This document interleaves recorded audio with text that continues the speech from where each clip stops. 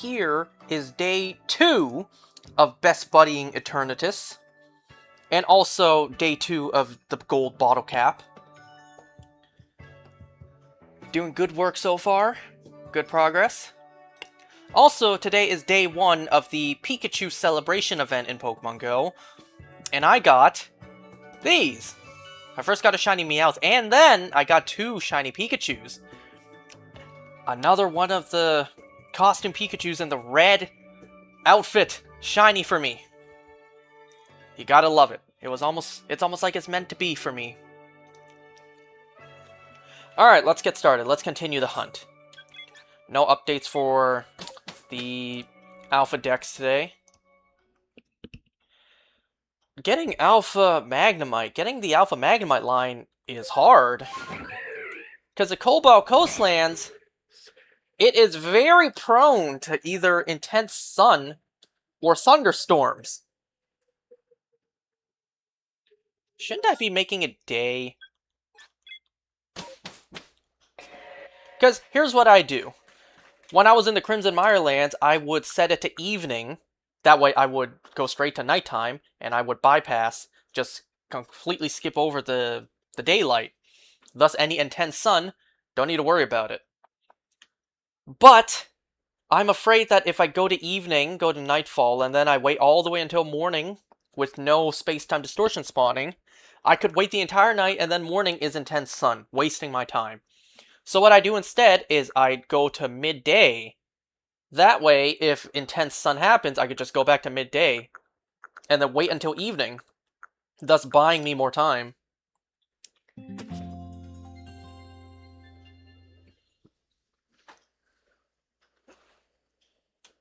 Yeah, getting the Alpha Magnemite line is pretty challenging, but I've come this far, I'm not gonna stop. It's literally the last 3 Alphas I need, the Magnemite line. You know, we are coming up to 2 months of doing non-stop space-time distortions. Because I checked, the last Alpha I got before... Wait, no, that's not true. Wait, that's not true. Hold on, I got that wrong. I was about to say, the last Alpha I got before doing the space-time distortions was Vulpix. But then I remembered, no, after Vulpix, I went for Cherubi and Cherim. Wait, hold on, let's take a look real quick.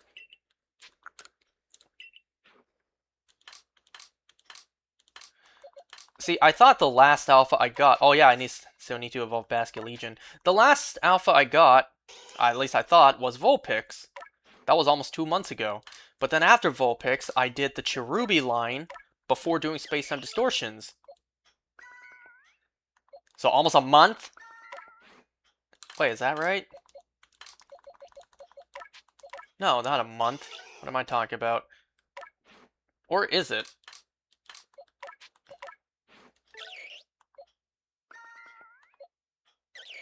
There's no way it took me a month to get these. What? I don't know anymore. But regardless, after I got the Alpha, Cherubi, and Cherim, that's when I started to go non-stop with the distortions. So actually, it's more like it's been almost a full month. Well, actually, it's been more than that. No, it hasn't. I'm losing my mind. No, it has! No, it hasn't. What? I don't know anymore. I can't tell time by dates. Clearly.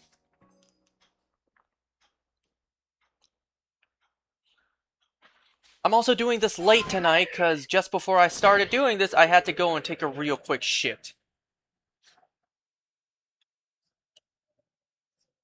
But now we're here.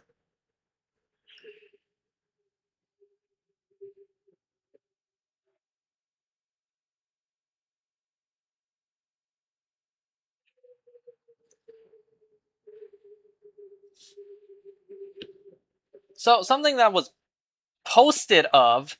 What? Posted of? Something that was posted just earlier tonight was a video by Long Beach Griffey. He got into some sort of accident, and he looks pretty rough. His head is stitched up, his whole face is swollen. Who knows what happened to him? And he still mustered up the strength to make a skit out of it. You gotta love the man. But damn, when I looked at him, I was thinking, that's some very convincing makeup, all for a skit. And then I read the description. No, he actually was in an accident. And he has weeks of recovery waiting for him. Or he has weeks of recovery ahead of him. Damn, I'm wishing him the best. Wishing him strength. Hoping he has a full recovery. Like, dude actually got pretty roughed up by the looks of it. Who knows what happened to him?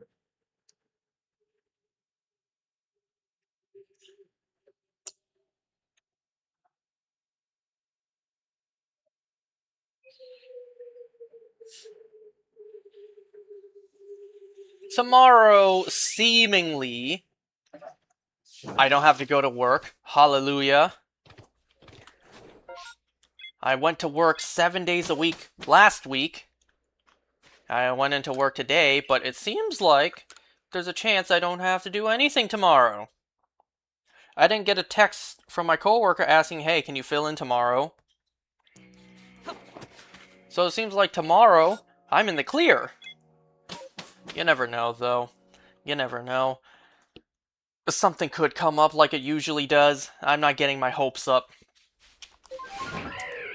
We all know that whenever I make plans, you toss those plans away, because the hell with your plans. But, off chance I actually do manage to stay home tomorrow, well, I'm not going to be staying home tomorrow, because I need to go out, and I need to buy me another external hard drive, because my computer's out of space. I don't even download anything on my computer. Only game I have on this thing is Valorant. Which, I tried to record Valorant the other night, last week, because my friends wanted to play, and I'm just like, ah, screw it, why not? I got nothing else to do tonight. First, I tried recording, and it actually crashed my computer. And then second, I forgot to hit record. Anyways, it's all the video. Yeah, it is. It's all the VODs. I'm not gonna lie, I have every single Heatran stream still on my computer. Because I ran out of space on my hard drives. See, normally when I do one of these, I save all the footage onto an external hard drive and then delete it off my computer. But, you know, those hard drives fill up fast.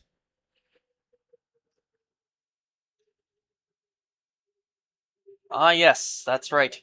AI is the bane of all of humanity at the moment.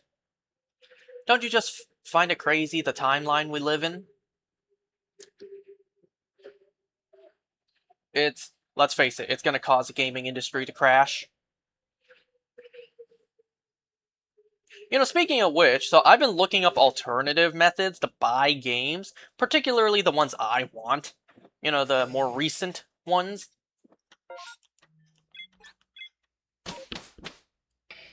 So we all know that Canadian prices for games is starting 99.99. So $100 starting for games when it used to be $79.99, so $80. So the price jumped up 20 doubloons. And because I don't want to financially support these companies' greed, but I will if I have to because I want these games. I may not like it, but they like it. The corporate suits, they like it. But, so I've been looking up alternatives, and there really isn't that many. The best I've seen so far is, like, I saved 9 cents buying the game on Walmart. Instead of $99.99, I buy them for $99.90. Amazon's not helping. Nintendo Store, like their own website, they only sell digital downloads. Hell no to that. Best Buy is full price. EB Games, I may even need to pay for shipping. So, and as risky as this is, I went onto eBay to see if there's anyone selling it for less for whatever reason. Now, I did filter out for new, but you never know, right? Someone could tamper with the game. I'm not trying to get my console bricked up, okay? Pause on that.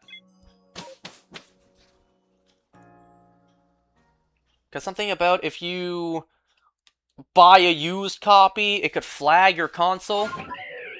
And that's why they strongly advise you buy brand new copies at full price.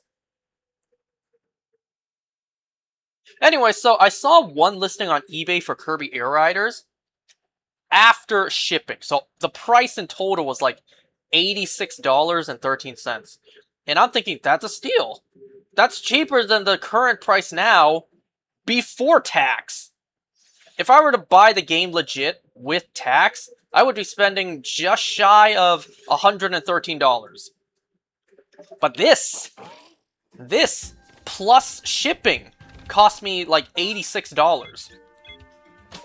Seems like a no-brainer right there, until I remembered there's a chance I may need to pay for import fees. Because, like, 3 weeks ago when I bought a Hot Wheels off of eBay for $150, leave me alone, okay? I never got that Hot Wheels in 2009, and I'm an adult now with money, so I bought it. Anyway, so, yeah, when I bought that Hot Wheels, like, last month for $150, I had to pay, like, $28 for the import fees, and I'm thinking, let's say I need to pay another $28. Well, that'll bring me up to actually more than if I buy it regularly.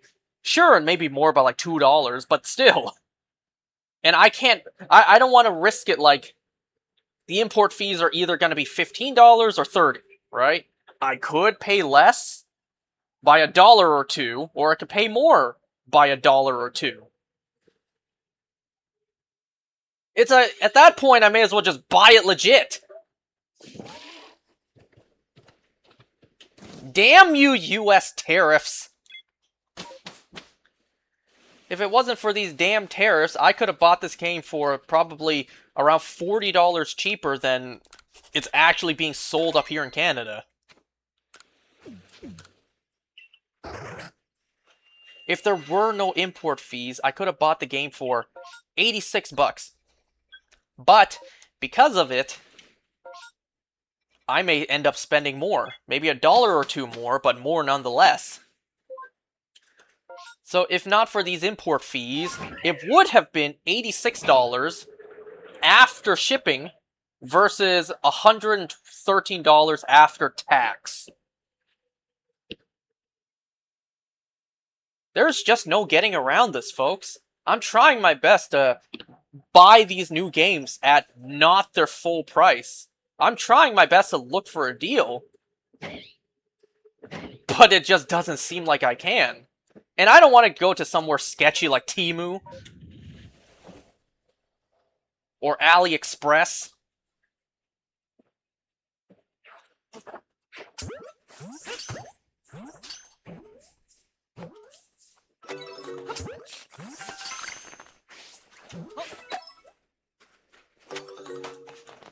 Oh, you want to hear something disgusting? So I brought this up to my friends. Like, yo, I'm trying to buy these games, like, you know, these more recent, newer games, but I don't want to financially support the greed of these companies. And then, of course, they tell me, you have a steady paying job now, you got money, go ahead and buy it! You got the money, buy the overpriced products, do it! You have the money. And I'm just telling them, you're missing the point. Like, I don't want to financially support these companies' greed. And, well, hold on, let me see. Let me pull up the chat logs. Let me pull up the chat, because...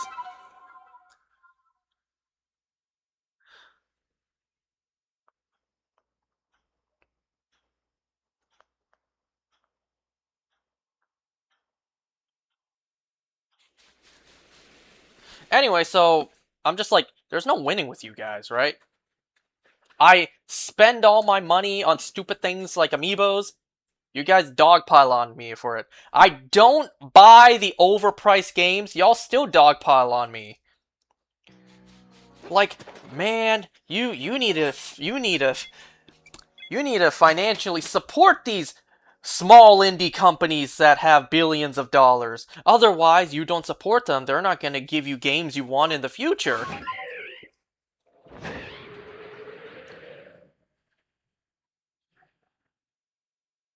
So I brought up, you bozos clearly don't follow the gaming industry. Have you guys not heard of Sony's killing of physical games? I told them, I legit will never buy a PlayStation again if they do not keep on putting out physical games. And my friends were like, right. You? Right. I'm just like, I'm serious. I don't even have a PlayStation 5.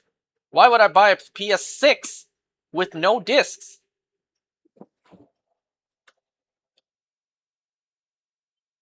And here's where the disgusting part comes in, cuz turns out my friends, they have the very dirty, filthy, wrong mindsets. Cuz one of my friends, he straight up said, physical space saving. I don't need to build shelves after shelves for discs. I'm just like, bruh. Oh, you're one of them.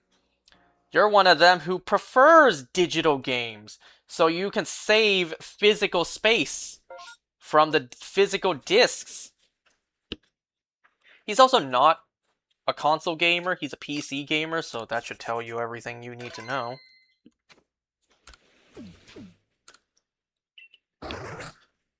Like, these guys actually do not see the value in physical games. Like, they actually don't. Bruh. And we've been friends this whole time?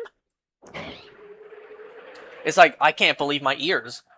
Or, I can't believe my eyes reading the text on my phone. You guys are actually in favor of no more physical media. Man, I didn't even bother explaining to them the whole thing about, like, revoked licenses in the future. You pay for it, but you don't own it. They could rip it away from you in the future whenever they want. The whole thing about a monopoly, they can charge you whatever they want and never put the games on sale, because why would they at that point? I didn't even bother explaining this to them. At this point, it's more like, let them fuck around and find out for like the next 10 years. Whatever games they buy, and when they don't have access to it anymore, well, don't say I didn't tell you so.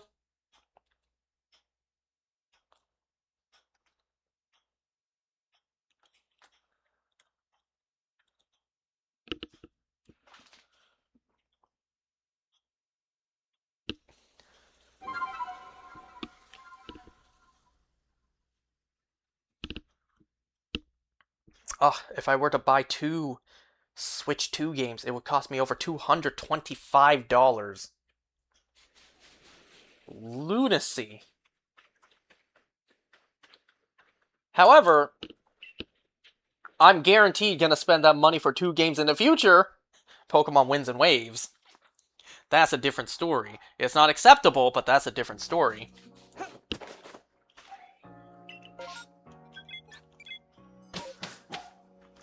I already bought one of the Switch 2 games I wanted at quote-unquote cheap for $20 less because of a Best Buy sale. $20 less, so back to the original price before the price hike. So I got it at original price, basically. But regardless, I bought Hyrule Warriors Age of Imprisonment for $20 less, so the original price it was like a decade ago. But there are still 3 Switch 2 games that I want, and I will buy them physical. I will not buy them digital. And all 3 of them are racing games. Kirby Air Riders, Sonic Racing Cross Worlds, and Mario Kart World. Out of all 3, I want Kirby Air Riders the most. However, I really should probably prioritize Sonic Racing Crossworlds, considering that's a third-party title, and they don't produce third-party cartridges as much as first-party.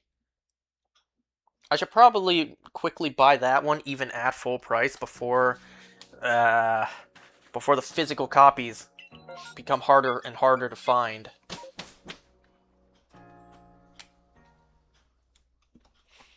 Oh, by the way, did you guys see the official art for Avengers Doomsday? It doesn't live up to the hype that the Infinity War one had, but it still gets you pretty excited. Steve Rogers has no suit. He is just guy in t-shirt. Man. My god. What a mistake it was making Sam Wilson Captain America. Like, actually? I know he becomes Cap in the comics, however, in my opinion, it would have been way cooler to see Bucky take up the shield. Though that's just me. But they made Sam Wilson Captain America. He had his shitty movie. That movie was pretty bad. And while they don't want two Captain Americas on screen for whatever reason,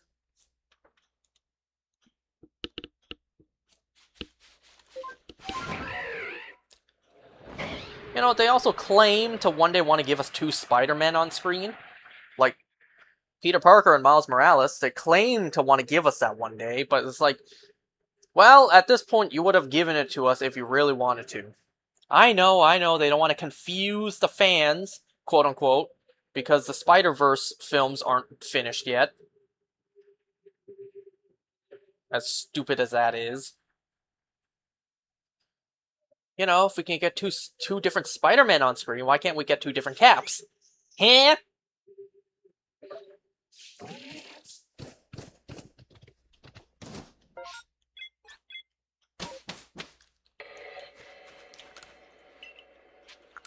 Anyway, so in the concept art, we see Doctor Doom, we see the X-Men, Fantastic Four, Wakandans, the sorry excuse for an Avengers team.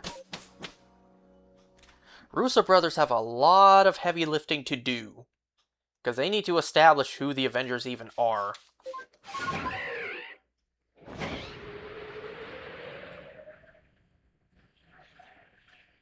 They also better start marketing this film, like, quickly, pretty soon. Because this film is coming out in December. We don't even have a single trailer yet. We've had the 30-second long teasers. Yeah, but all that did was make us hungry for more. You gave us a sample. You didn't even give us the appetizer. You gave us a sample to taste.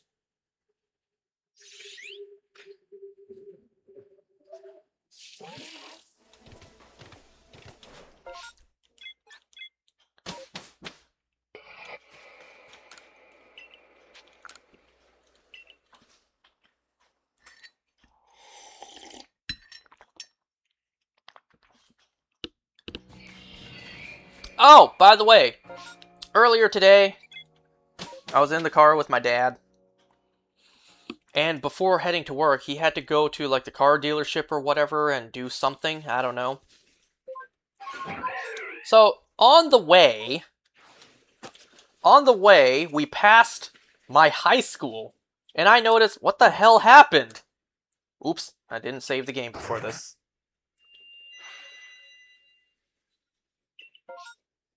Well, I guess it's fine. I didn't lose out on anything anyways. Yeah, we drove by my high school, and I'm thinking, what the hell happened? There's a huge chunk being added. Not missing, but there's a huge chunk being added. They're developing a whole new portion of the building. When did this happen? This is some of the exact same shit my college pulled as well. Constantly expanding the building, adding brand new, well, buildings to it. And it's like, why? It's like, why?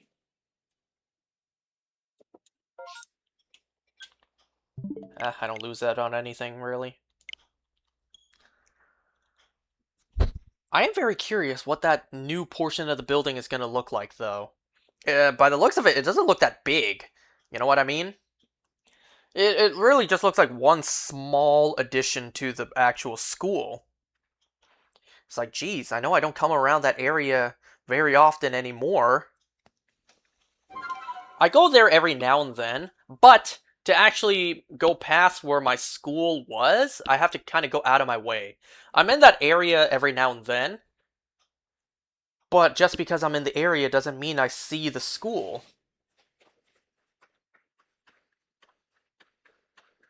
So to actually see the school, I kind of have to go out of my way a little bit. It's like, geez, I know I'm not in the area very often, but, like, damn.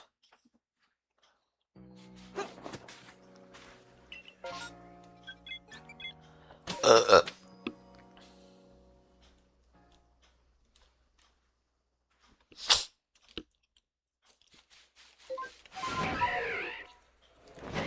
Maybe one day I'll go back and visit my old high school, just to see what that new portion of the building looks like.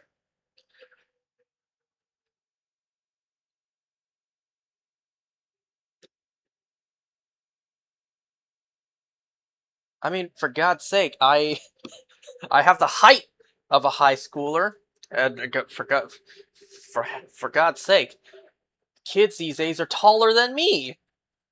That is so embarrassing. Not even high schoolers. Elementary school kids are taller than me.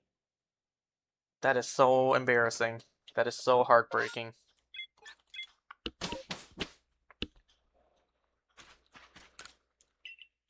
You know, as we as we get closer and closer, day by day, to adding more to the family with my sister's kid, we're still months away, but we're getting closer and closer with each passing day. And then, give or take another 15 years. 15 years from now, holy. 15 years from now, that kid is gonna be entering high school. And my sister, for her whole life, jokingly, not really jokingly, wants her kid to go to the exact same high school we went to. Because my sister and I, we went to the same high school. And it's like, look, my child, son or daughter, this is where mom went to school too. Here's my graduation picture, like 20 years ago. Actually, it's been more than 20 years. By then, it would be more than 20 years ago. Here's your mom, and here's your uncle. Both of us went to this high school too. And you know, there's a reason. There's a reason why it's actually not a bad idea for the future generations in our family to go to that same high school. And it's the exact same reason my sister and I went to this school. Even though my dad threatened to move me to a different school if my grades were shit enough. But he never did it. The reason being, there's a police station right across the school, so no one would dare shoot up the school. No person would ever dare light that bitch up. At least you would hope so. Like, literally, a police station right across. It'll take the cops 30 seconds to get over there if anything were to happen.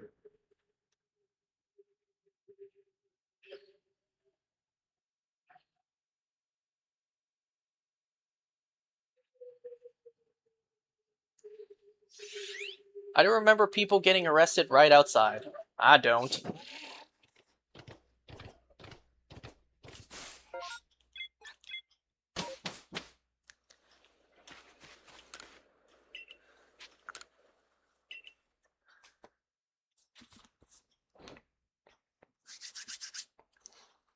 Yeah, no one would dare pull up to the school in their white vans or try to cut a deal in the school yard. Because the 5-0 are literally just right there.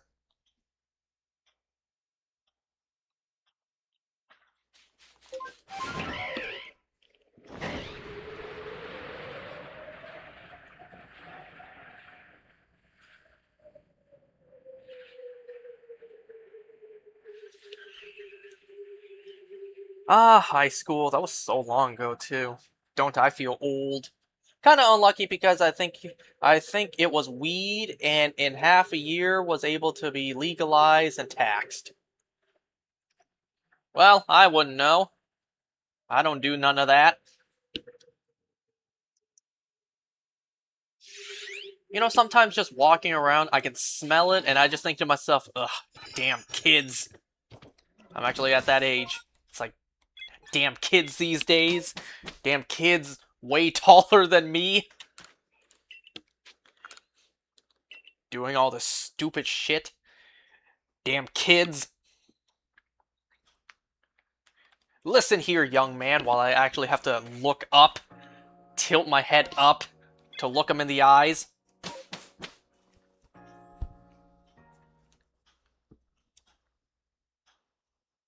I only hope if I ever have kids, they'll be taller than me.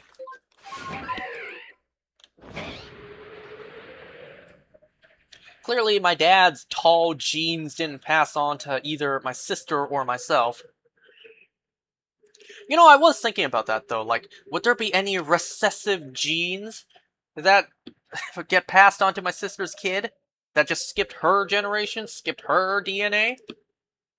But it's still in there somewhere. The blueprints are still in there. Kind of like my family's bent pinkies. I am not kidding. My pinky is very much shaped like a boomerang. My grandpa had it, my mom had it, and I have it. My sister has a slight hint of it, but not as bent as mine. I wonder if it skipped her and it'll be transferred down to her kid. That'd be cool. By the way, did you guys hear this story online? I don't remember how long it's been.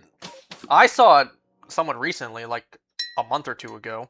There was this Asian couple who had a kid, and she was white.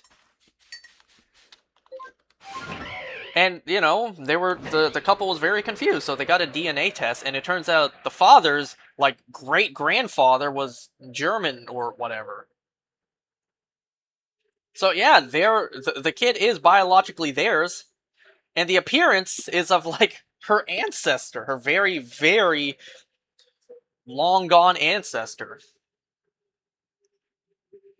Doesn't biology just blow your mind sometimes? You could have a kid who looks absolutely nothing like you, not even look like they're the same race as you. But it's still technically yours because of your very, very distant DNA.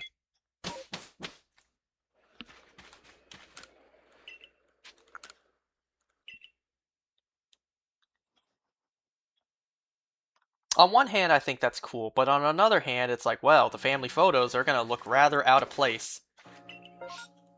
It's like, are you adopted? No, I'm actually their kid. What? How? You look nothing like either of your parents, like, at all.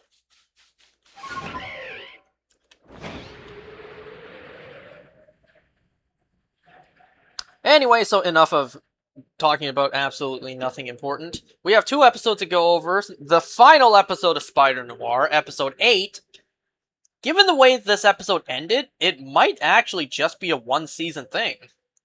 Because they ended off the season with no cliffhangers, no storylines set up for the future, no anything. It was a pretty much closed ending. On one hand, that's great, but on the other hand, I want more. I really like this show. This show has an amazing vibe to it. Nicolas Cage gives it his all in his performance as Ben Reilly. You would think he'd be super serious, but no, Ben Reilly cracks jokes all the time.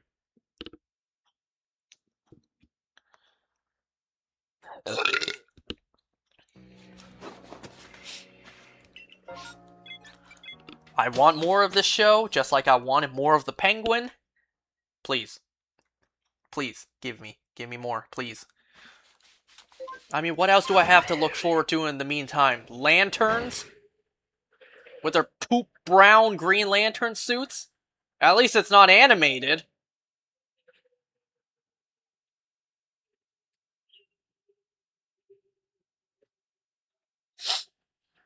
Anyway, so we have Spider Noir episode 8 and Amazing Digital Circus episode 8 as well.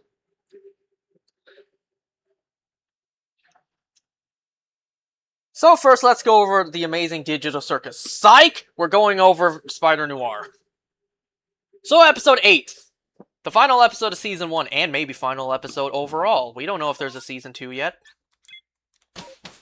So, there's no Lonnie in this episode. He walked off into the sunset last time. Dirk and Flint wait outside Ben's place, because remember, Silvermane wants Ben Reilly. Silvermane and Kat at the alcove. He gives her advice that is pretty much how he treats her. Pretty much treat everyone else like shit. Only look out for yourself. Okay, so Kat calls and meets up with Janet. She bitch slaps Kat twice. Not gonna lie, she deserved it. Kat claims she can make it up to Ben. If Ben gives her the antidote, she can get close to Dirk and Flint without being suspicious. Speaking of whom, Dirk tries to convince Flint they should betray Silvermane. After all, they're the ones with powers. Why do they have to follow this mortal's words?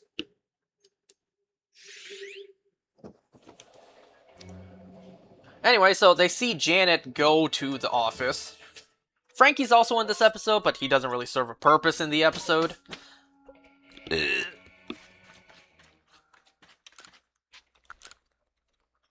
So Janet goes back to the office. She gets a call from Hank, the chief of police, I think, and warns her mayor's orders. Ben is the most wanted man in the city. Because, you know, the mayor wants Ben as well. Well, I'll be honest, that doesn't actually play out in this episode. Both sides want Ben, but it's really just Silvermane who actually gets a hold of Ben. Mayor Morris does nothing to attempt to get Ben. Okay, so Janet leaves, trying to go and warn Ben and also tell him about Kat's plan. I bit my tongue just now. I almost called him Dirt. Dirk and Flint, they follow. So Janet goes to Robbie's, where Ben is, remember? And she tells him Kat's plan. And Ben actually thinks it's not a bad idea. Because she will do anything to save Flint. That's her main motivation, to save Flint. So there's no reason Kat would be lying about this plan. Anyway, so Dirk and Flint enter. Dirk thinks he and Ben met before, and not just the other day. So they take Ben. Robbie tries to put the antidote into his jacket pocket and give it to Ben, but he gets taken before he was able to grab it. So at the alcove, this is also the first time Ben and Kat see each other again, since the betrayal. Silvermane wants Ben to pick up the phone and call the spider. Uh-oh. He says no, then starts running his mouth. He ends up convincing Silvermane to pay him $2,000 to call the spider. Alright, so Ben actually picks up the telephone, dials, and talks. Anyway, so Silvermane takes the phone, and he's talking to Robbie. Makes sense? He's talking to Robbie, putting on his best Ben impression.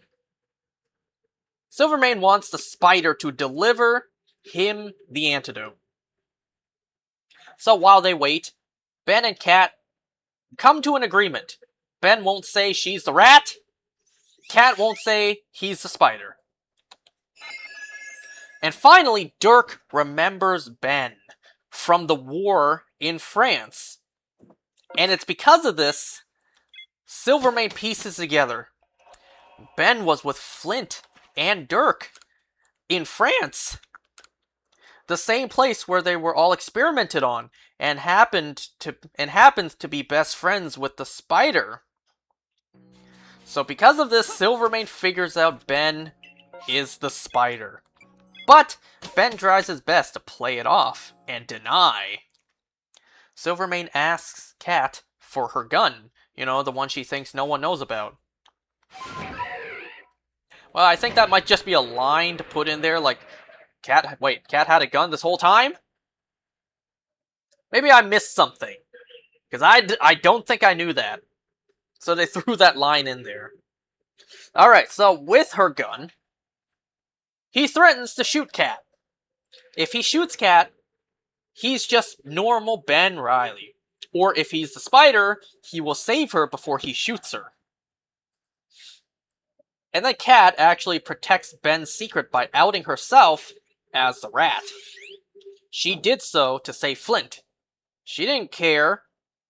Ben... She tells Silvermane... Wow.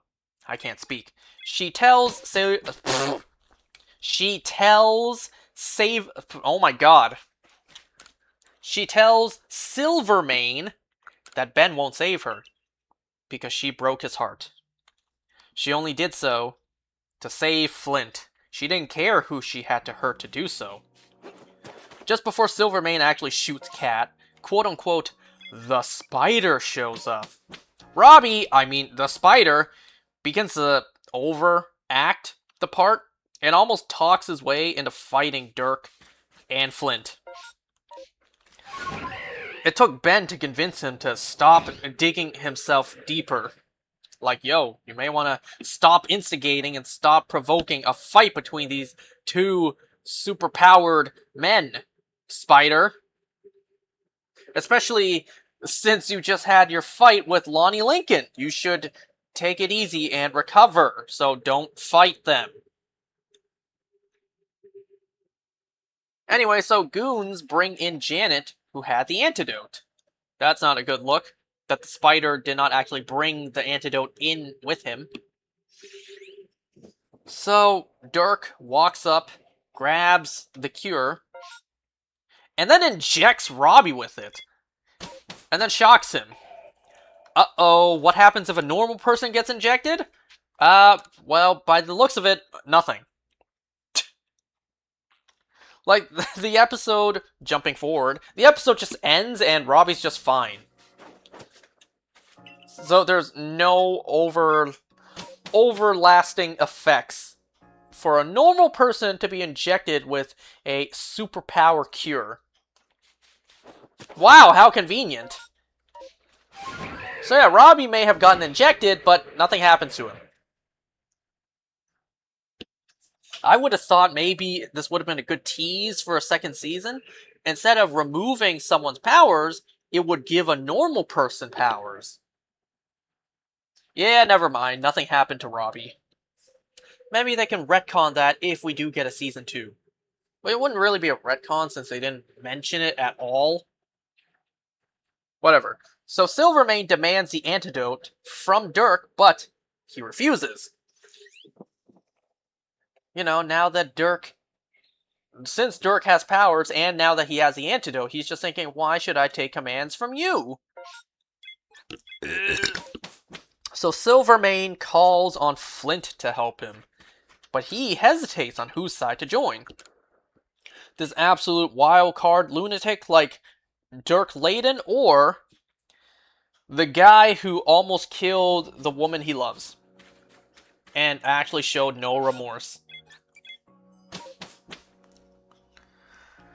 So they also unmasked the spider as Robbie. But now, Ben has no choice but to act. He webs the antidote over to himself. So now it's fully out there, it's revealed. They know Ben is the spider. And they didn't actually establish this, or they didn't cover this in the rest of the episode either. Silvermane knows now. Dirk and Flint know.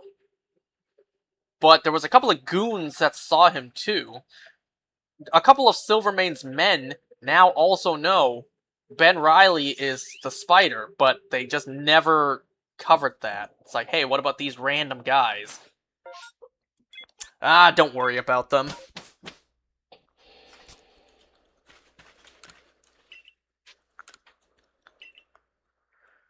Anyways, so a scuffle happens. Ben gets thrown to behind the bar, and he gets a chance to check up on Robbie, who seems okay.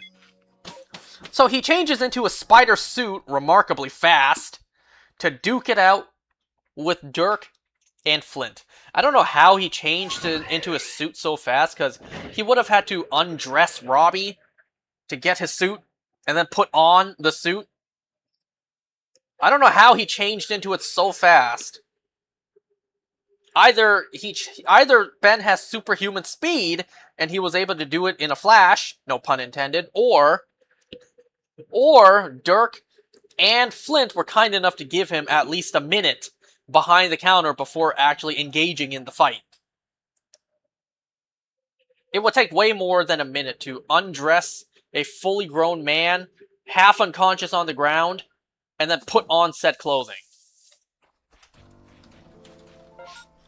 Even if you had another person there to help you with, like Ben had with Janet.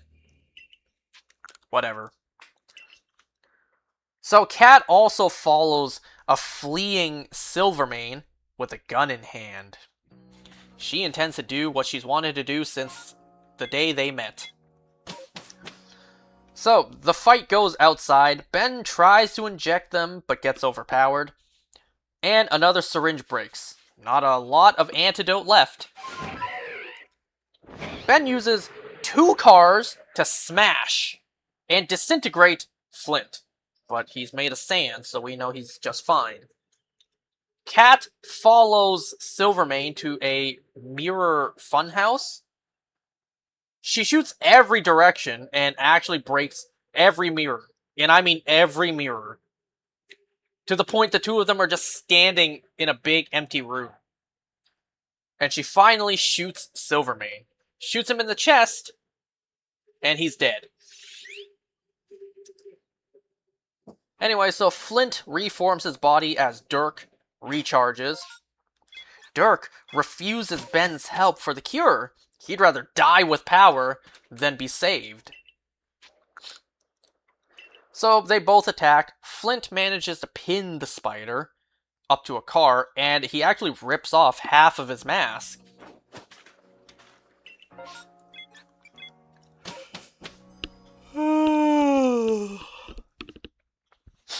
Just as Flint was about to finish the spider... No, it was Dirk. It was Dirk, never mind. Just as Dirk was about to finish the spider, Kat shows up, trying to shoot Dirk. But she has no more bullets left. So Dirk zaps Kat, which pisses off Flint. Now we have a fight between Megawatt and Sandman. Like, Dirk actually gives the two of them these nicknames. Too bad he didn't give a nickname to Lonnie. Too bad he never called Lonnie Tombstone. So the two of them fight, but Flint is no match. Dirk, with his electricity, slowly turns Flint into glass. But Ben helps him. He webs up Dirk from the back, then throws him onto an oncoming subway train, presumably killing him. The crowd cheers, but it's not a happy celebration. Flint is dying. Ben has 1 dose of the antidote left, and he gives it to Kat to use on Flint. Meaning he's the only one who can't be cured. And then he just walks away. Well, presumably some time has passed, because Kat and Flint, they attend Silvermane's funeral for some reason. I don't know why they would actually go to his funeral, but whatever. So the two of them attend Silvermane's funeral. It's literally just those two, by the way. What happened to Silvermane's empire? I don't know. Ben is also there. Obviously, Flint got the cure. He looks fine now. He looks healthy. Kat tells Ben that she chooses Flint. But in another world, she would have ran away with him. Is it another Abra? I think it is. That's a different looking Abra right there. Whoops.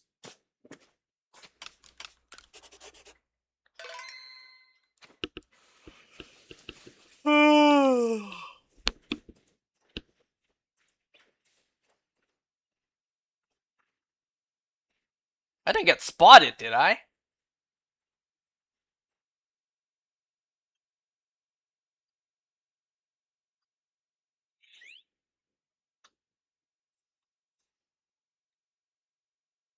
I may have gotten spotted.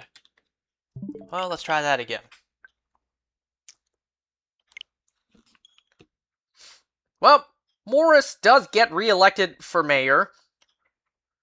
Robbie now has his own paper. Janet has a better job with Ben. Everyone has a happy ending. Except for Ben.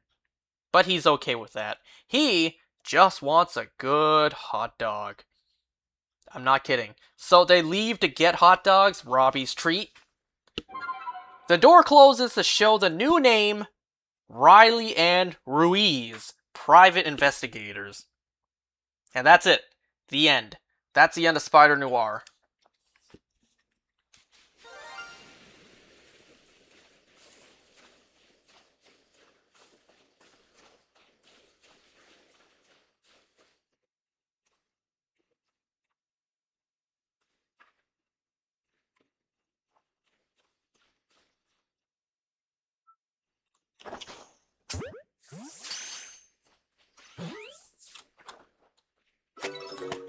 Okay.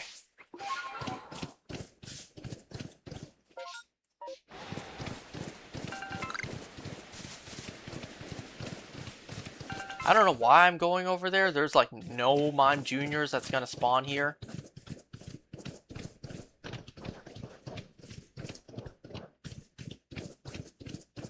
Well, I take that back. There was one that spawned.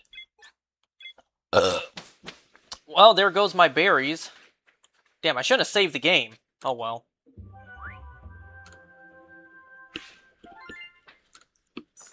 I saved my 5 berries earlier for this shiny Abra.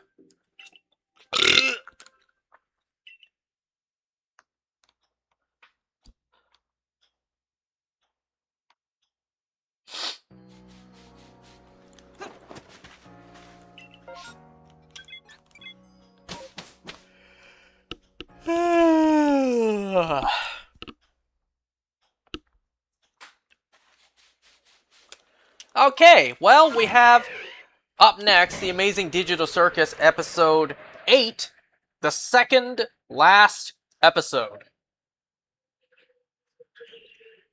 What's interesting is this episode actually opens up with a warning. Episode contains some sequences with flashing lights and rapid visual effects.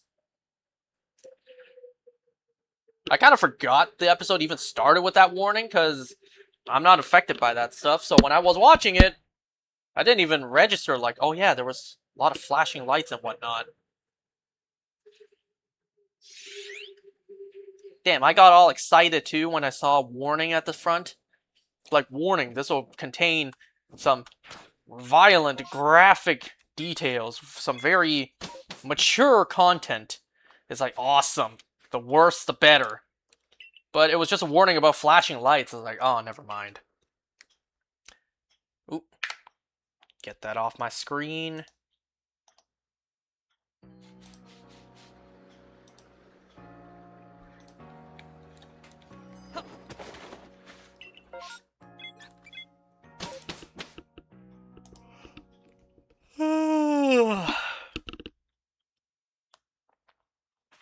So anyways, we open up this episode. Kind of strange compared to the rest of the episodes. We open up this episode with agar.io mixed in with the real life picture slideshow in Heart Gold Soul Silver? No, I'm kidding. So, all jokes aside, what I perceive this beginning to be is the birth of Cain. So, the AI being fed information, and we even see that the AI, after being fed all this information, the pictures of the real world as well as pictures of the office, it starts to build the digital circus. At least that's what it looks like. So this AI beginning to form digital parameters, a digital setting, eventually the code begins to look like the tent. What show are you talking about? We just talked about Spider Noir, now I'm going over the amazing digital circus.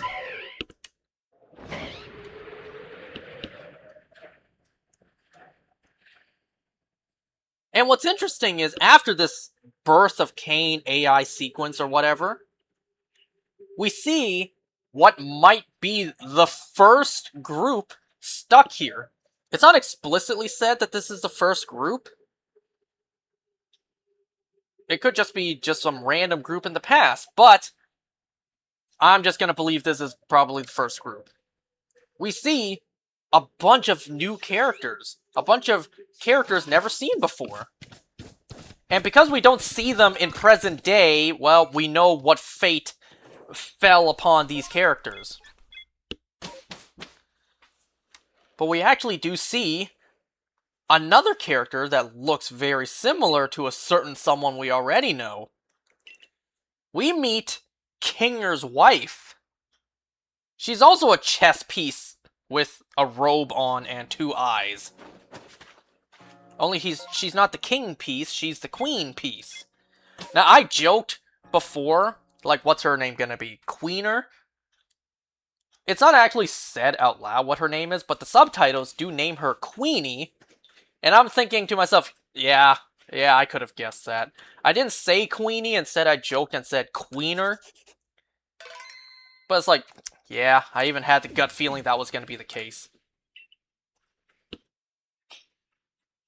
So we actually do meet Kinger's wife, Queenie. Now, I don't know if this is her real life name or this is a name she got in the circus. Because even Kinger claims, oh, I missed you, but I really wish I could remember your name.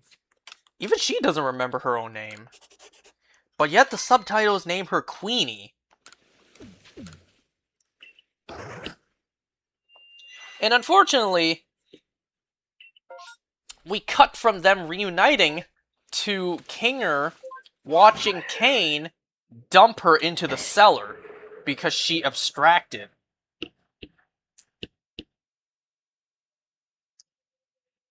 And at this point in time, Kinger is the last person here. He's the last human being here. And who knows how long Kinger has been alone here. You know? Even Cain's like, yeah, don't you go abstracting on me too, please. You better not. So we just get the slow, sad montage of Kinger wandering around the circus alone. Until eventually Ragatha spawns in. Ragatha spawns in, and we see her react just like Pomni did. Wondering, where am I? Who are you? How do I take this headset off? How do I leave? What's going on? So based on what we see here, Ragatha, out of our current characters, Ragatha was here second longest. I thought we would get a real quick montage of seeing everyone's arrival to the circus, but no, we only see... Well, actually, we don't even see Kingers. We only see Ragatha's pop in. And then we cut back to present day, where Ragatha is just pondering at the time that she arrived here. Because our entire group is just gathering their thoughts. They're thinking, all of that was fake? There really is no exit? They're borderline on the verge of arguing like it's your fault, Jax. You're the one who picked the button to trap us here. But in his defense, Kane even said himself, I didn't plan for you to pick the button to leave. I knew you would make the right choice. So, they understandably come to the conclusion there's no point arguing about what could have been. What happened, happened. There probably was no alternative. And Pomni just goes, we should probably just accept that there is no way out and that we are here. That we need to actually start living in here. They even call back to Ragatha's line about chasing something that is unattainable will just drive them crazy. So at the moment, it seems like they are completely giving up on ever finding a way to leave. They are just accepting that this is their life now, being permanently stuck here in the circus. But they are in this together. Even Jax. Jax is as much a part of them as pretty much anyone else.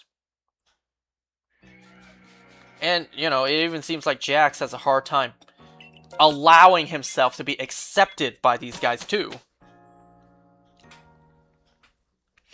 Anyway, so this is interesting. Kane is in his office actually reminiscing on this. He's thinking, I do so much for them. They want an exit, I give them an exit. They want answers, I give them answers. But instead of being happy, all they are is mad at me?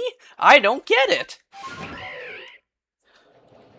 For a moment, Kane thinks that he should do better. That maybe they're starting to feel hatred for him. No, I can fix this. I can fix this. I can get back onto their goodwill.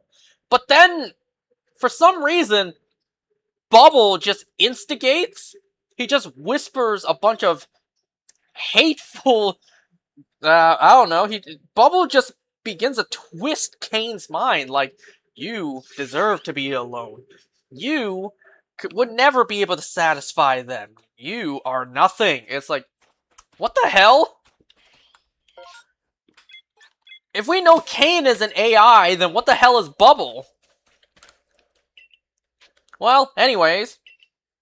So after actually taking in all of Bubble's negativity, Kane actually begins to lose it. Kane not only starts glitching out, he also becomes evil.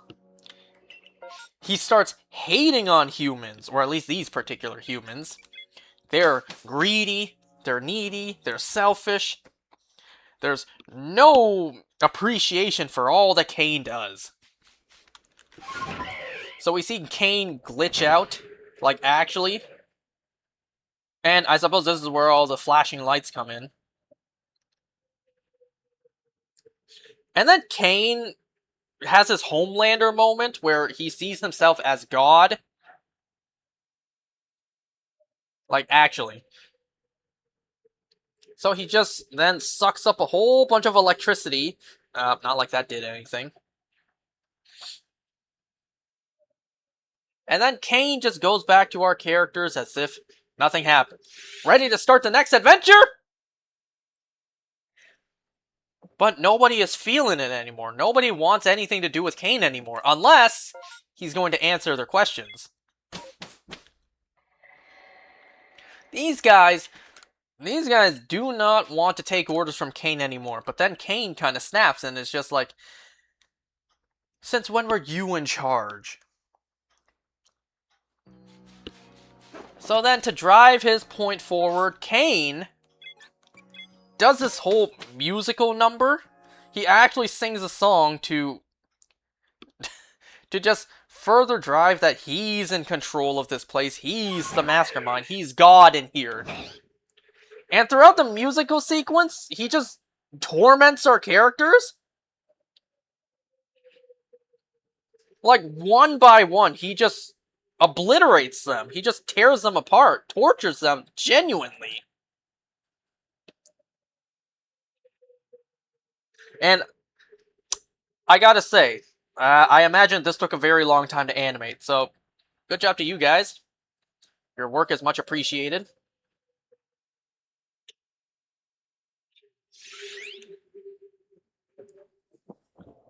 There was even in the song, like in the sequence, there was these brief glimpses of other art styles, like Kane in 2D, Kane in the very, like, almost Banjo-Kazooie looking, very old school 3D graphics. I think that's cool whenever we get those. Anyway, so by the time Kane's music ends, his little singing portion ends, our characters are actually just torn apart. And then Kane just snaps his fingers and they're all back together. So, at this point, Kane just, without saying, get the message now? Great! Now go do my adventure. Because Kane just opens the portal to his next adventure, and our characters now know Kane has lost it. We should probably do what he says. So they do the adventure, and then we get a cut forward several days later. No, they did not spend several days doing one adventure. It's been several days later after doing multiple adventures. These guys, they're tired. They're worn down. They lost all interest in doing the adventures anymore. But they have no choice, otherwise they will face Kane's wrath.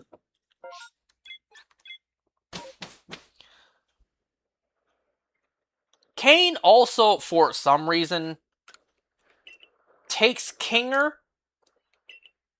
and only Kinger. Nothing actually came out of this. He just comes back, drops off Kinger, and he is shredded up. Like, for some reason, and it's not even explained why, for some reason he takes the characters one by one and just tortures them. Anyway, so our characters our characters decide to wind down a bit. They actually go to, like, this dessert place inside the circus? Wait, this was here the whole time? They get hot chocolate, they get cake, they get sandwiches. It's like, there was just a place for food here this whole time? Then again, as established in the first episode, they don't need food to survive. Food is just, just something extra if you want to or not. They don't need to sleep, they don't need to eat, they don't need to breathe. So food is optional.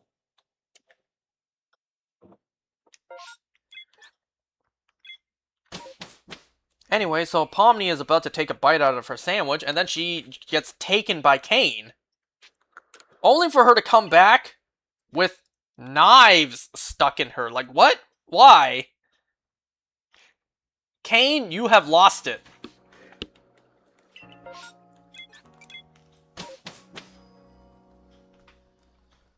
So Pomni comes back, just unfazed by the knives sticking out of her body. That's from a different cutaway, is it? I don't know. I only see what's in front of me. Anyway, so Pomni has an idea. She sees a bucket behind the counter, like an actual bucket, and she just plops it onto Kinger's head. All our characters are confused. What's going on? Wait, just give it some time. Whatever you do, just give Kinger time and don't remove the bucket. So they wait and wait and wait, presumably for potentially hours. But Kinger actually goes sane again. He has his mentality back again. And it's here Kinger explains everything, or at least as much as he can remember. So he explains to the group that CNA is real. CNA is a real company. Kinger was one of the developers. So that wasn't a lie from the last episode. But they weren't actually tasked. CNA, their goal was not to create the game, the circus. Their goal, they were developing artificial intelligence. Oh my god, it hits too close to home.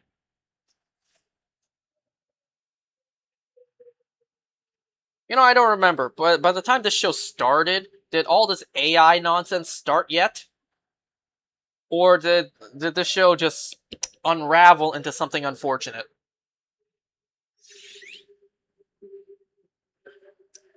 Anyway, so CNA was originally designing artificial intelligence. Kane was actually their first semi-successful attempt.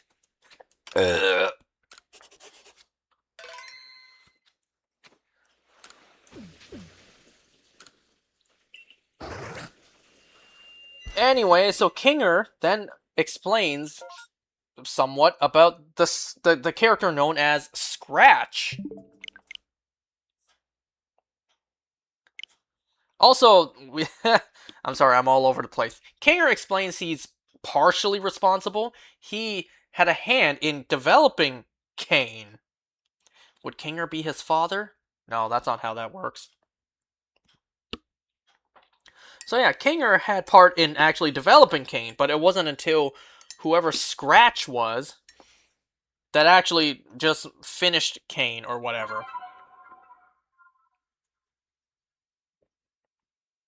So, Kinger will continue telling them the rest, but they need someone to distract Kane to make sure he doesn't show up. So, Jax volunteers to go and distract Kane first. Probably a bad idea to let Jax out of your sight. I still don't really know what's going on with Jax, and there's only one episode left. Because Jax, he leaves to distract Kane, but first, he goes off alone to hyperventilate? Like, he almost, again, has a panic attack. He says to himself, this is real. Like, what? Of course it's real. I don't think Jax was thinking this whole thing was a dream this whole time, like a really long dream. Maybe he's in a coma this whole time. I feel like Jax was thinking, oh my god, the lie I thought was a lie last time. No, that's real. That was real.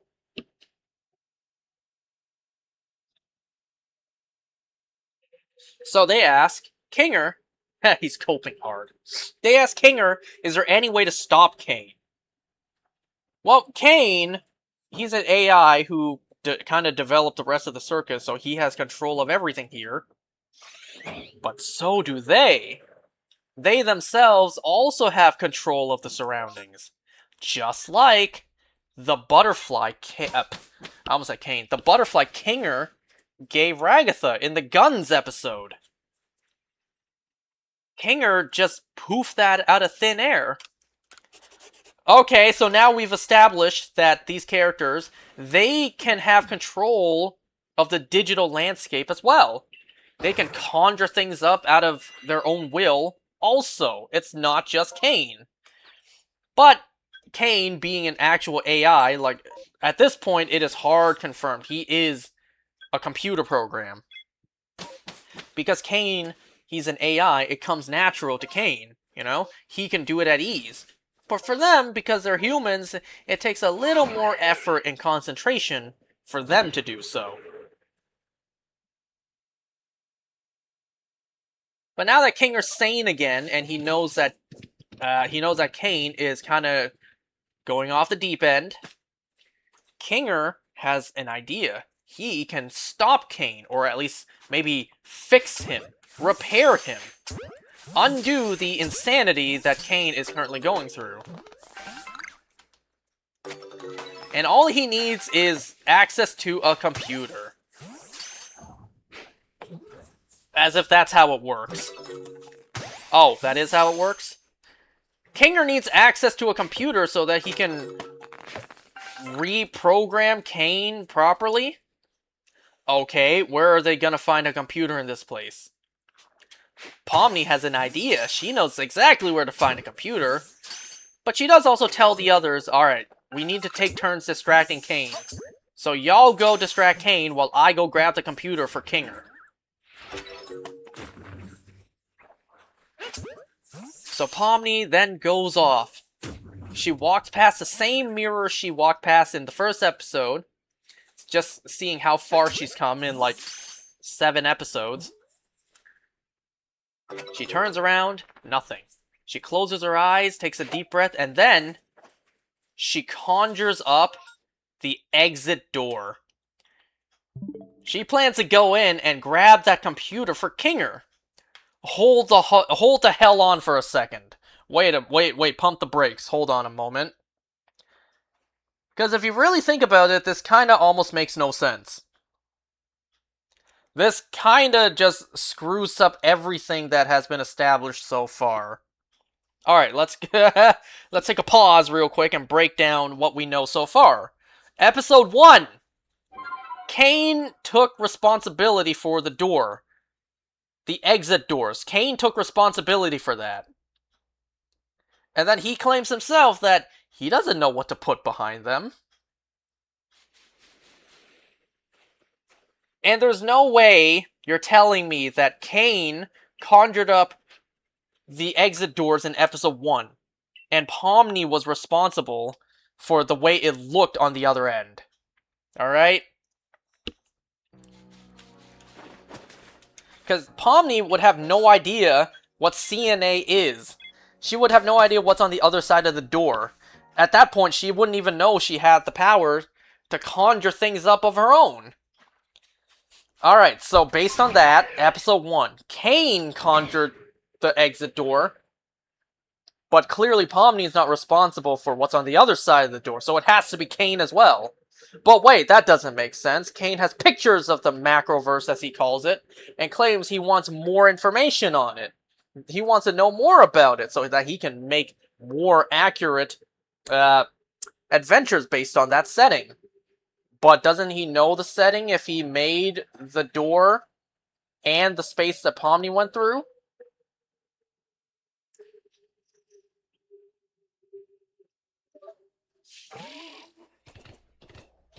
Hello there. Anyway, so this time, Pomni, with the knowledge that she could do this herself, she conjures up she conjures up the exit door and the setting behind it. But like, wait, I thought the setting was created by Kane. So she made a copy of the setting. Right? She made a copy of the setting, and she just grabs the computer and takes it to Kinger.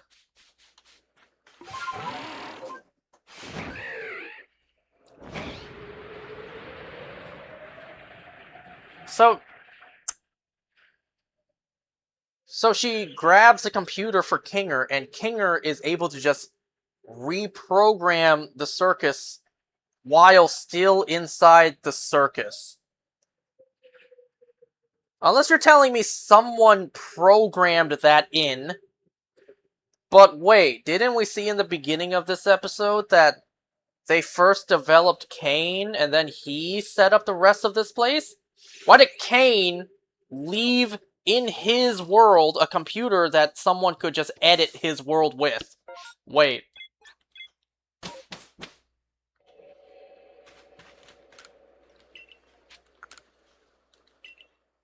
You get what I'm saying? Like, this, if you think about it, this starts to not add up. Anyway, so this time, with the knowledge that she has the powers, Pomni conjures up the exit door. She goes through the CNA office replicas, and she actually just takes the computer and brings it to Kinger. All while all the other characters are distracting Kane. And Kane actually just, like, hard tortures them to keep them, to have them distract him. Like, hey, let's play bowling. You guys are the pins. Or he just takes Jax and uses him to floss his teeth with.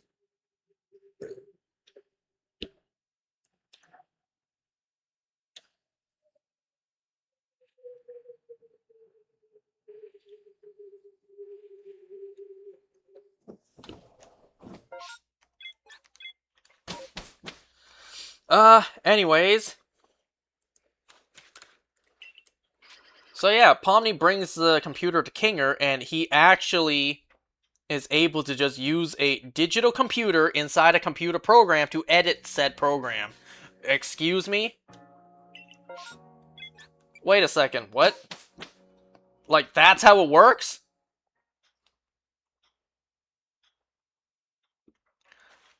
So, a program that Kane should have built entirely of.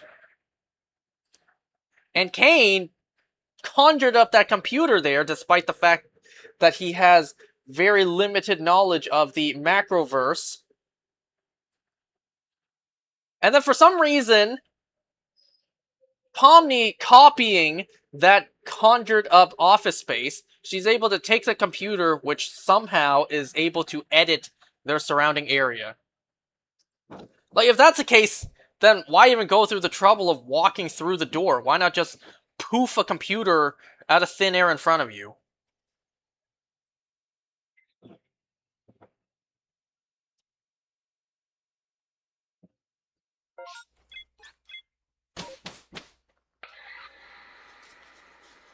Anyways, so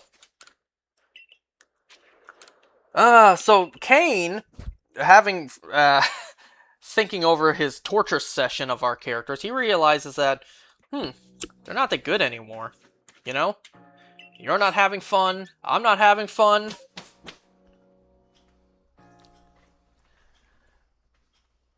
It's like, I am trying my best to think about stuff that you guys would like. And then Kane starts to realize, like, I wonder why you all changed up your tune. Right? You guys hated me, and now you really want me to come up with great ideas that you all love. Why did you guys suddenly switch up? Almost like you're intentionally doing this to distract me. Hey, wait a second, you're all here. Where's Kinger? Maybe I should go check up on Kinger. And then Pomni, real quick on the spot, just comes up with something to distract Kane. You suck, Kane! Everything you do is terrible! You are so full of ego that you can't even do your simple job! Whatever she said. And then all our characters chime in. All our characters tease and bully Kane. Just like the scene where the grown-up losers club bully Pennywise. Like, it's literally the same scene. Only this time, Kane doesn't lose power over it, unlike Pennywise did. So hearing all of this mockery and insult, Kane, once again, just snaps. He not only glitches out to high heaven, but then he also just, like, his form changes too. And then he goes on to this, like, horrific nightmare punishment for all our characters. Pomni, she sees rabid-style versions of the bandits, of Gummy Goo and the other two, and they are kind of ripping her apart.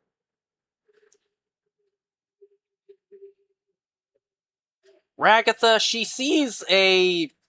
Oh my god, what do I even say about this? She's at a dinner table with knives sticking out of the NPCs, and she sees a demonic version of herself, all engulfed in shadows with eyes that look like something out of the Mandela catalog. Something out of analog horror. And then knives gets thrown straight into Ragatha's body. Gangle, she gets laughed at while spinning pictures of her face just gets more and more distorted. More and more horrific. It kind of reminds me of something out of Five Nights at Freddy's with the marionette. I'm not gonna lie.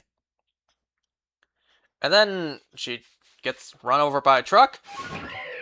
I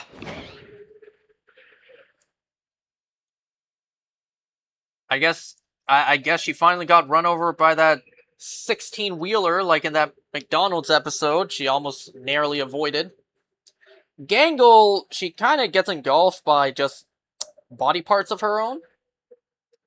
And then Jax just gets laughed at by silhouettes of all of his friends, and then he kind of gets ripped apart. Like oh my god, it's kind of horrific. Even if it is a cartoon character. His skin, his purple bunny layer skin gets pulled off, revealing what he has underneath. You know, the yellow portion that makes up his eyes and mouth.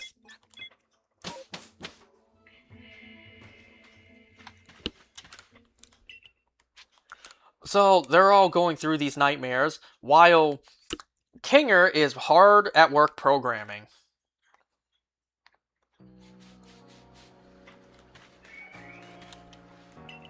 Well, Kane actually pulls them out of their torment. But Kane actually says something kind of tragic. He says, "I didn't ask to be created." Don't we all feel that sometimes? But damn, like I mentioned this last time too, Kane actually is genuinely trying his best.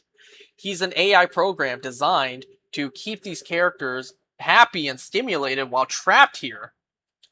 Like, he tries his best to make them all happy, but they just end up hating him for it. So Kane, being a computer program, has no idea how to respond.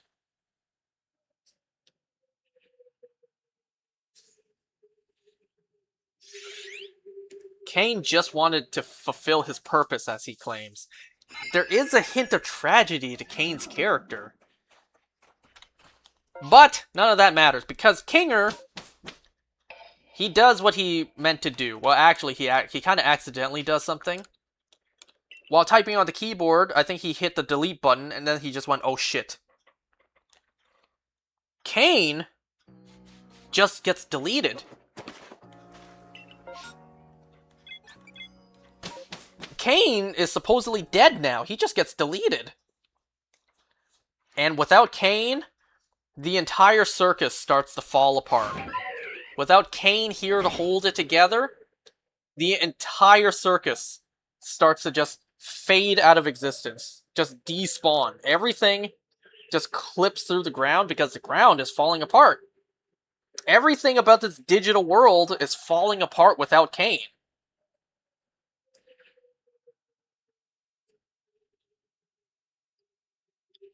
So Kinger goes up to them and tells them he thinks he accidentally killed Kane. And then the episode ends. But not before there's a message at the end of the episode. This message saying The Amazing Digital Circus, Episode 9, the grand finale. Coming June 19th, 2026. So, a month ago.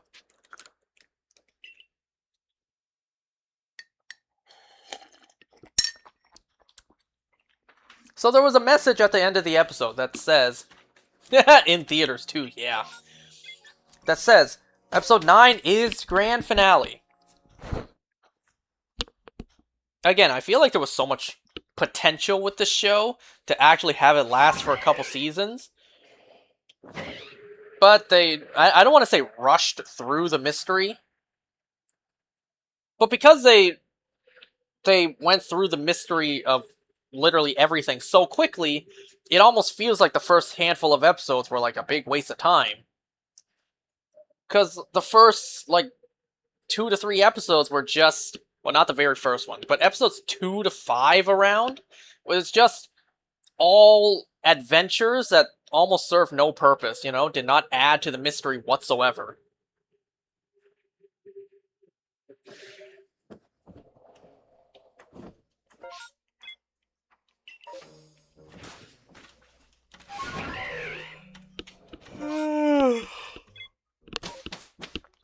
And you know what? I want to think about something real quick. Why now? We've seen, literally in this episode too, the very beginning of this episode, but we've seen other characters be trapped here before. Other people trapped here before. Why now? Why is it different this time? Why have all our characters managed to actually take down Kane and, you can only assume, escape? Why now? What was different about this case What was different with these characters compared to the characters that were here before, who never got to escape, who ended up abstracting? I feel like there's probably two things. Two things that caused this time to be different. One is actually a line that was said earlier in this episode by Zubul. They don't know how much more of Kane's insanity they can take. Zubul claims that she shouldn't have opposed Kane, that she feels like she's... Am I hearing something? She feels like she's the one to blame for the way Kane has been behaving lately. So I feel like that's the first thing. Someone actually going against Kane.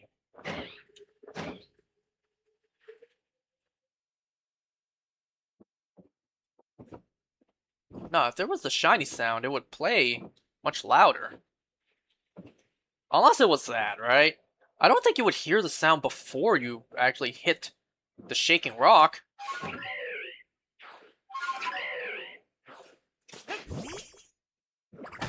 No, okay, I'm just crazy. Okay, so that's the first thing I believe is different as to why they were able to escape this time.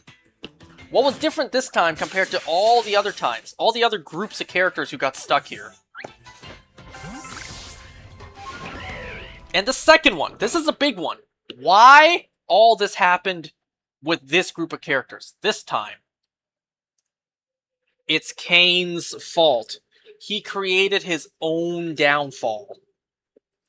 And the reason he created his downfall is partially because of Zubul opposing him, rejecting his adventures. Think about it. Kane exposed himself. Kane, last episode, created the adventure,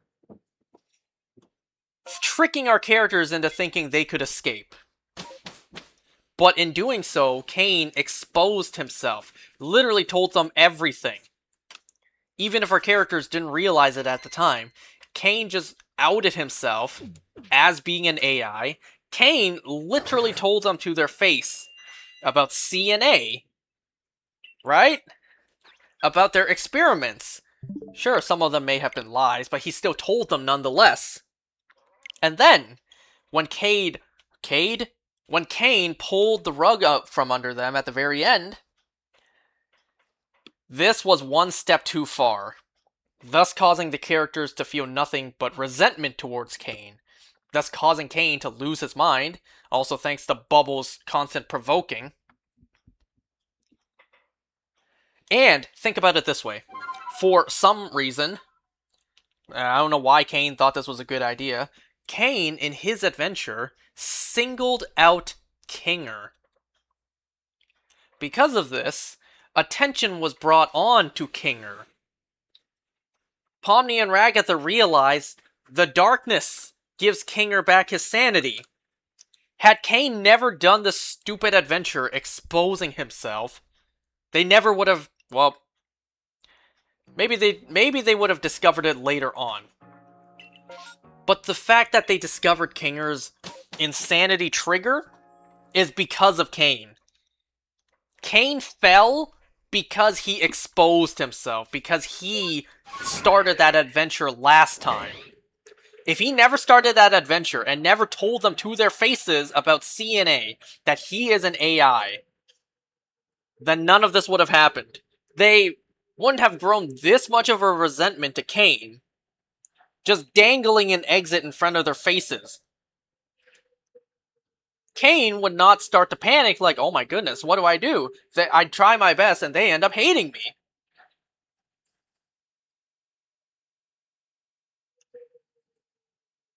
So this is what I believe is different compared to all the other times. All the other times we had characters trapped here who also tried to find answers. It's because they didn't have Kane literally exposing himself. I'm sure the previous groups of characters, they also wanted an exit.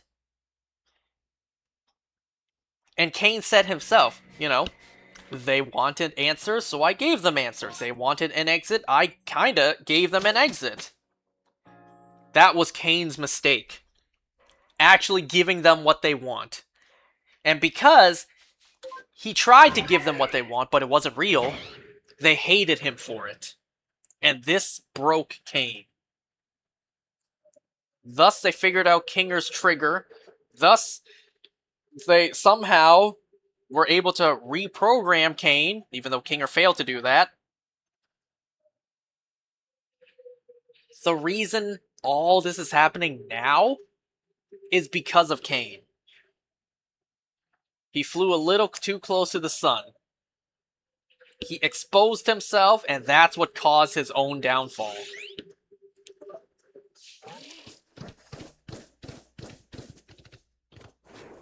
You know, I'm still a little confused about how on earth just simply getting a computer in there worked. You know? How Pomni even got the computer doesn't make sense at all, given all the information we were given. Kane was responsible for the exit doors, but Pomni at the time couldn't have been responsible for the office setting, so that was Kane as well. But how did he know about the office setting? Why would he make it the office setting when he could have made it literally anything else?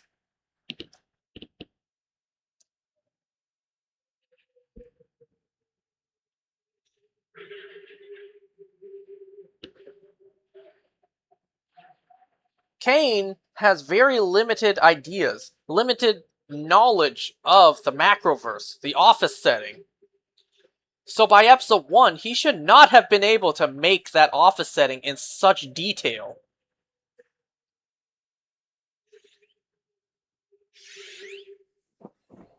Okay, so Kane left a computer in there, but how did Kane making a computer suddenly give them access to use said computer and literally just recode the whole setting that they're in?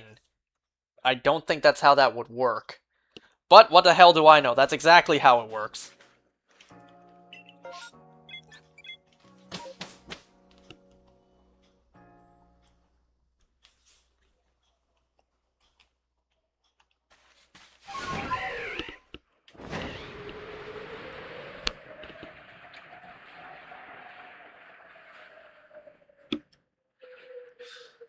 So up next, we have the hour-long finale.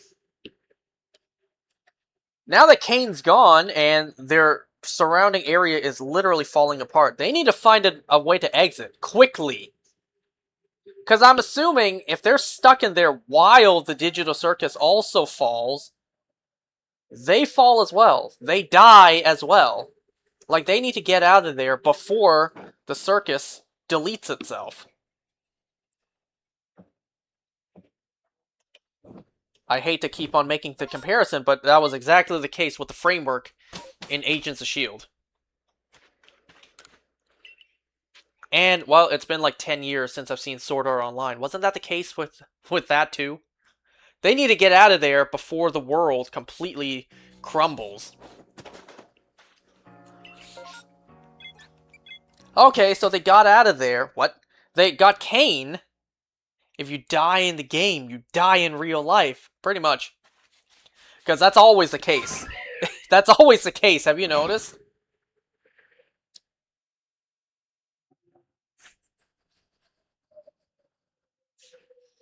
So they got rid of Kane, but now they need to find an exit, like a genuine exit.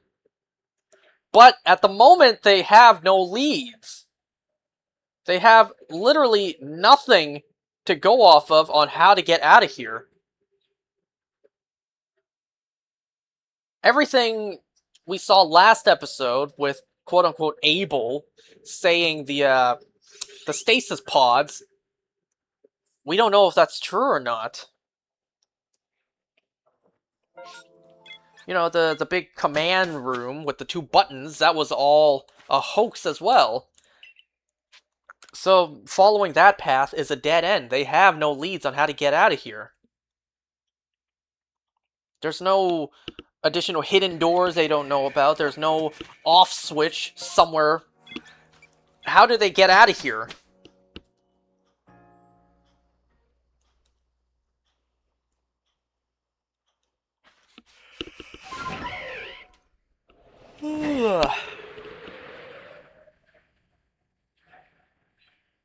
And you know what? They deleted Kane, and the digital circus is actually crumbling. But that was all from the inside. What did someone on the outside see this and think, oh shit, we need to fix the program, we need to patch up all of these bugs? Couldn't they just insert another AI back to fix this? Like, wouldn't someone on the outside be watching? Maybe it just so happens to be like 3 a.m. and everyone left the office for the day. No one's watching to make sure that their program, their code is still good.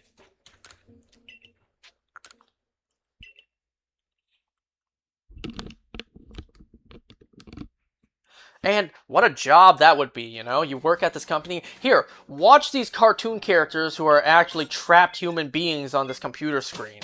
And let us know if anything happens. What a job that would be.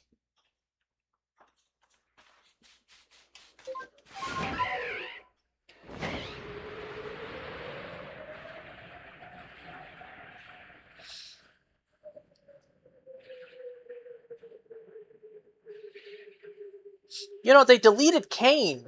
But the question, at least I have, still remains. What about Bubble? Who is Bubble? Is Bubble just an extension of an AI from Kane? You know how there's certain Pokemon that are literally just multiple creatures together, but are one Pokemon?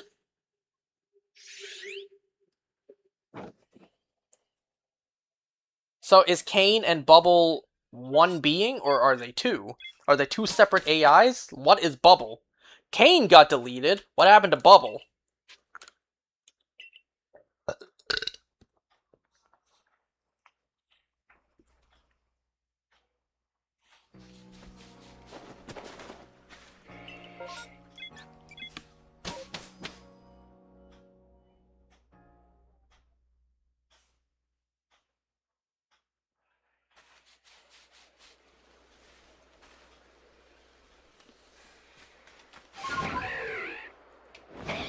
You know, they have a lot of questions to answer with this finale.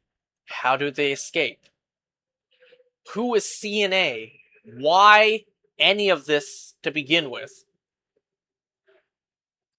They have a lot of questions to answer.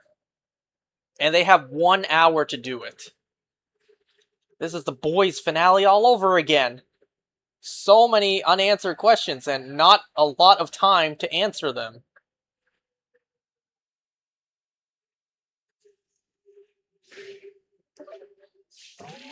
They do a pretty good job. I hope so. Oh, I hope so. I'm gonna hold you up to that.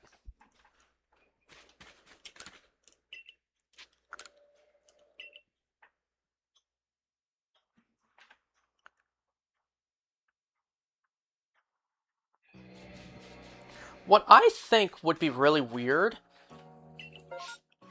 would be they wake up, and obviously when they wake up in reality, they're not going to be these cartoon characters anymore.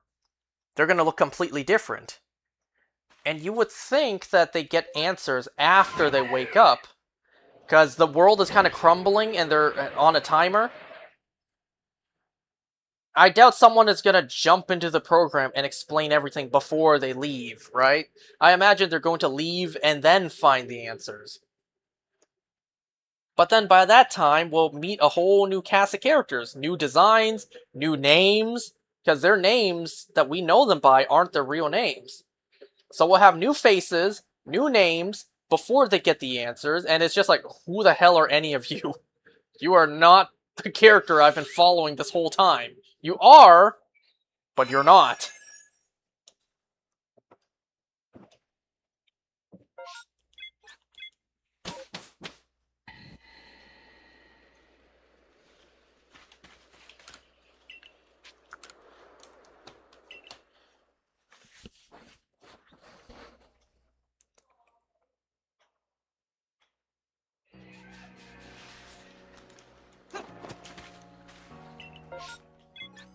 Oh yeah, another thing I thought about too. When we saw Ragatha pop in beginning of this episode, yeah, that just furthered my suspicion of Cain. Not Cain. That just furthered my suspicion of Abel last episode.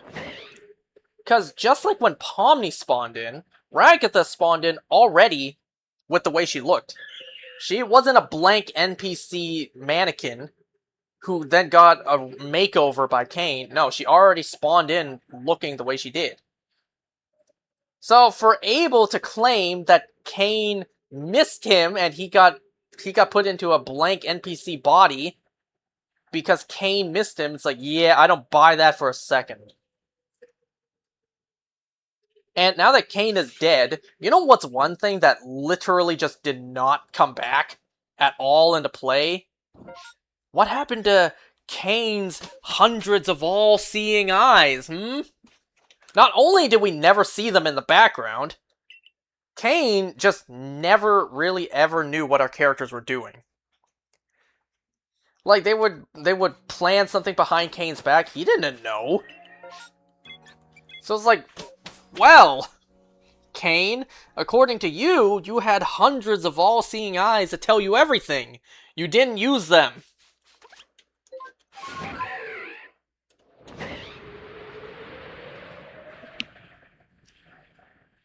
And, for a second, I was thinking, maybe that would be why maybe that would be why Abel did not want to involve Kinger?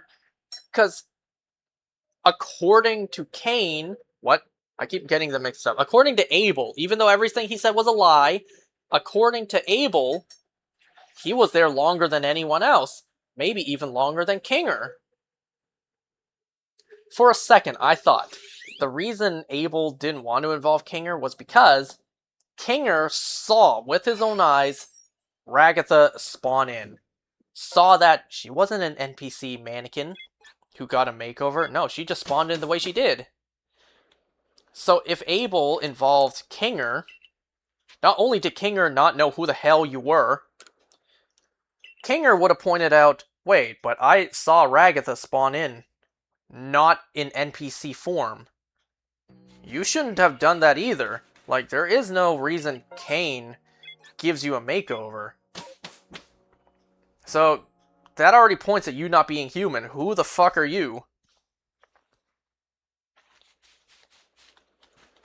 I thought about that. Maybe that's one reason why Abel did not want to involve Kinger. Because Kinger saw Ragatha spawn in, already in full cartoon character, not in an NPC form. You could argue that everyone saw Pomni spawn in, but if you really think about it, no they didn't. All their backs were turned. Nobody saw Pomni spawn in.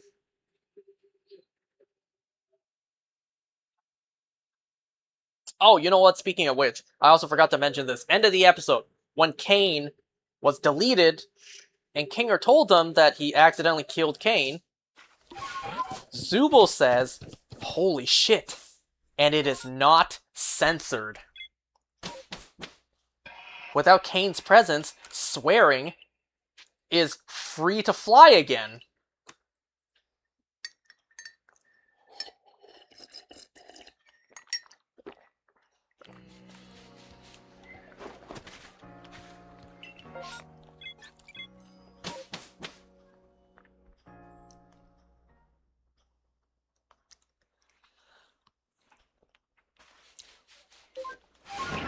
Tell me, how over thought did I do? Like, how much overthinking did I do?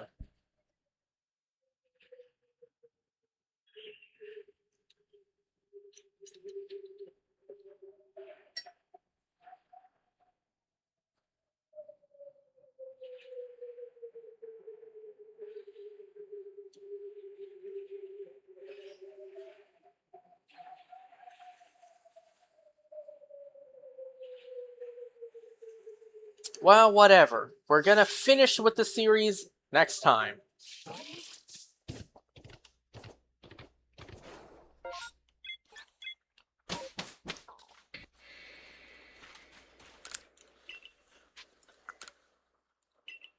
I gotta tell you, folks, these the The answers, they better bang. They better be satisfying. Because all this build-up, all this mystery, all this time, I know I didn't have to wait the nearly 3 years for this to conclude. I only waited like, I don't know, 2 weeks. But for you guys out there who, let's face it, by this point already saw the ending, you guys out there actually had to wait the nearly 3 years to get answers. So the answers better smack.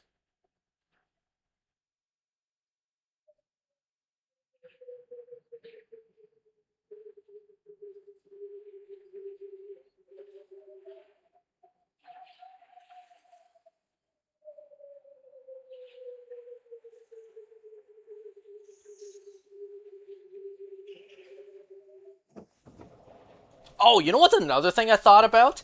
This is completely unrelated to anything. It's not important whatsoever. What determines how they look like when they enter? What determines what they look like? What made Jax looks like a purple bunny? What made Ragatha look like a doll wearing rags? What made Pomni look like a little jester? What made Kinger a chess piece? I say this because of Queenie. She was also a chess piece. So what factored into the two of them looking so similar? Is it random? Well, it doesn't seem so random when you think about the husband and wife looking nearly identical in there. So something tells me it's not random because of that. Is it something that Kane decides? But no, it can't be. Kane acts surprised every time a new human enters. Did they program in their design, their look to be based off their personality? So why is Pomni a clown? A jester? Was Pomni's life in reality a joke before entering here? What about Kaufmo? Why is he a clown too?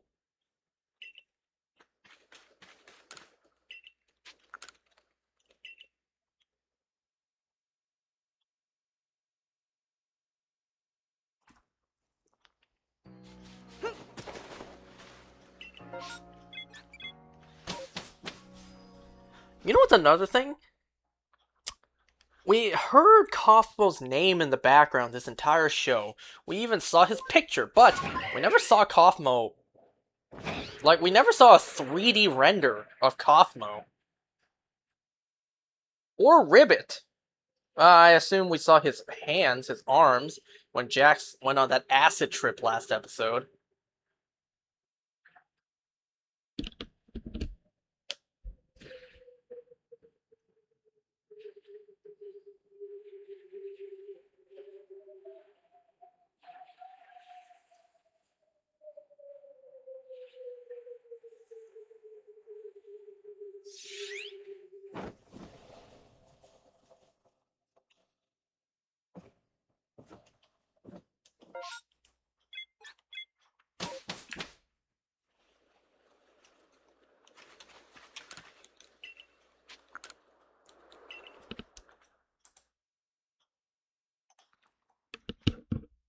You know, I really hope we get a happy ending. Aside from all the answers, I hope we get a happy ending. All our characters get freed. All those who abstracted wake up sane again. They meet back up in real life and they're all friends. Happily ever after. The end. I feel like that's wishful thinking. With this show, I feel like some tragedy is gonna happen at the end. Something sad is gonna happen to make the ending melancholy. Not entirely happy, but also not entirely sad either.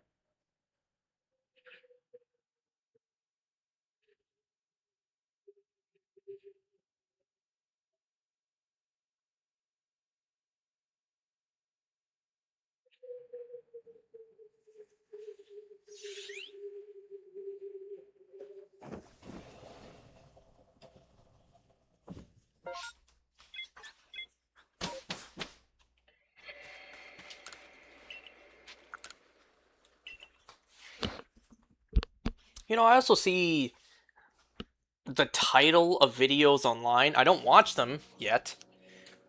I do see titles like claiming Jax isn't human. I don't know what that's about. Something's going on with Jax, and I don't know what.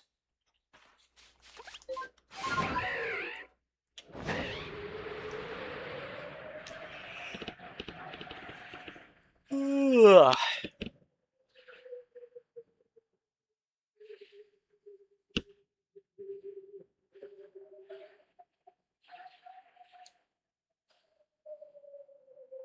You know what's a hint of tragedy that actually led to Kane's downfall? And I'm going to make the assumption here that it's 100% Kane keeping them here, alright? Kane, we've seen the past couple episodes, Kane doesn't want the humans to leave. They don't want to abandon him. If Kane actually did not trap them against their will here, and actually allowed them to leave, like, you'll come back and play with me, right? Okay, I trust you'll keep your promise. You may wake up and leave.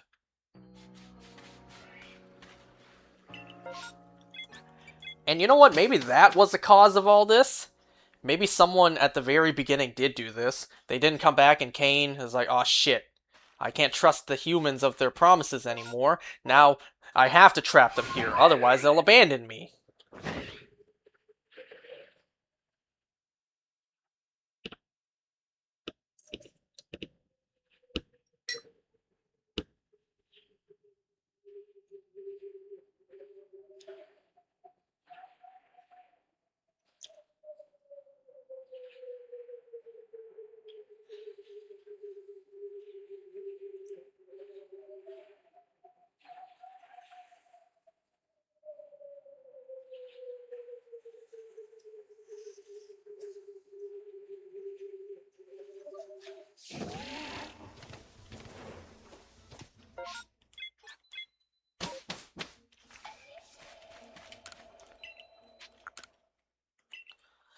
Well, I'm about to end this, and then I will go to bed. I mean, I will watch the finale because I just can't hold my excitement anymore.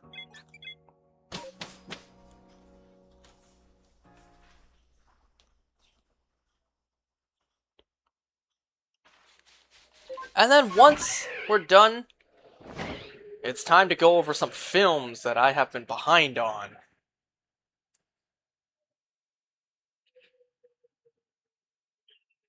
I'm too tired to think about that now.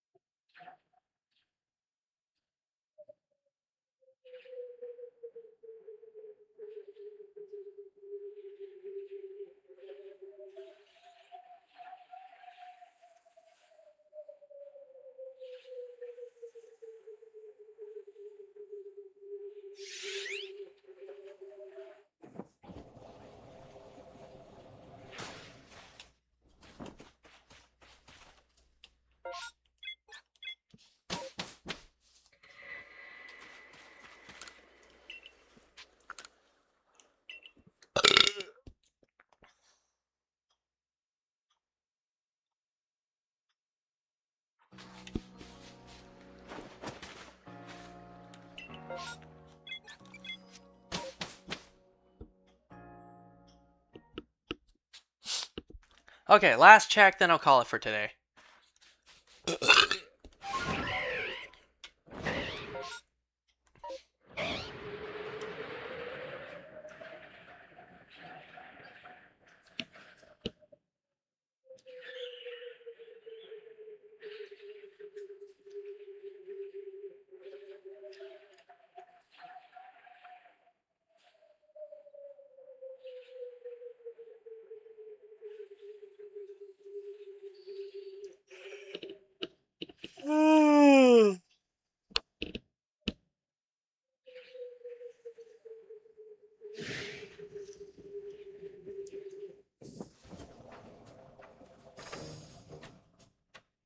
Okay, nothing. It's interesting how we're getting so many shinies that are not even our target.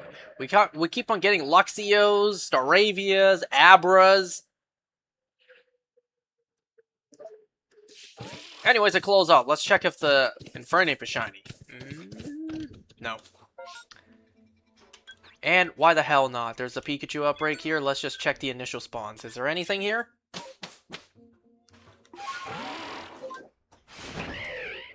Where is it?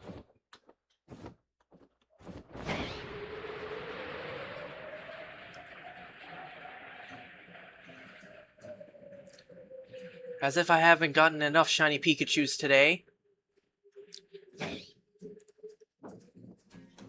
No. Okay, I'm gonna call it for tonight. Next time we will go over the amazing Digital Circus finale.